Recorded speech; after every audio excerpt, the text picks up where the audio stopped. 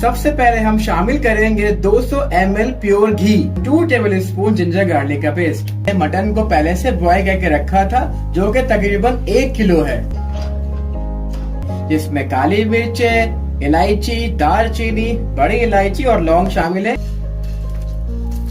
की मजीद बुनाई करेंगे। 4 table spoon coriander powder, 2 table spoon पिसी हुई लाल मिर्चें, नमक शामिल करेंगे हस्बे जायका। अच्छी तरह से हम मजीद मिक्स करेंगे। ऐड कर रहा हूँ तकरीबन 2 टमाटर ब्लेंड किए हुए। मैंने ये आधा केजी दही लिया है, हाफ कप से थोड़ा कम दूध, ब्राउन तली हुई चॉप प्याज, अच्छी तरह से मिक्स करेंगे।